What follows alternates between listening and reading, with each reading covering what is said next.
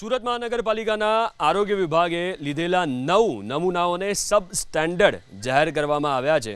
સુરતીય સમાચાર કે જ્યાં આરોગ્ય વિભાગે જે નમૂના લીધા હતા એમને સબ સ્ટેન્ડર્ડ જાહેર કરાયા। મહાનગરપાલિકાના આરોગ્ય વિભાગે શહેરમાં ખાદ્ય પદાર્થોના વેચાણ કરતી સંસ્થાઓ પર સખત ચેકિંગ હાથ ધર્યું હતું। વિવિધ સંસ્થાઓમાંથી નમૂનાઓ લઈને પબ્લિક હેલ્થ લેબોરેટરીમાં તપાસ માટે મોકલવામાં આવ્યા।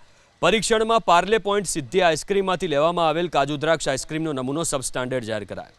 તપાસમાં મિલ્ક ફેટનું પ્રમાણ ધારાધોરણ કરતાં ઓછું હોવાનું જાણવા મળ્યું।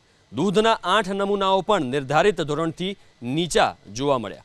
શહેરમાં ગાય અને ભેંસના દૂધના ઉત્પાદન, સંગ્રહ અને વેચાણ કરતી ડેરીઓ, તબેલાઓ અને ફેરિયાઓ પાસેથી લેવામાં આવેલા કુલ 8 નમૂનાઓ સબ સ્ટેન્ડર્ડ જાહેર કરાયા છે, જેમાં કતારગામની શ્રીનાથ દૂધ ડેરી, બમરોલીની શ્રી કૃષ્ણા ડેરી, ઊન વિસ્તારની A1 ડેરી અને મા ચામુંડા ડેરી, નાનપુરાની શ્રી ભાગ્યલક્ષ્મી ડેરી, પલસાણાની SK પટેલ ડેરી, ઉધનાની રાધે દૂધ મંડળી, અબ્રામા રોડ પરની શુભમ ડેરીનો સમાવેશ થાય છે।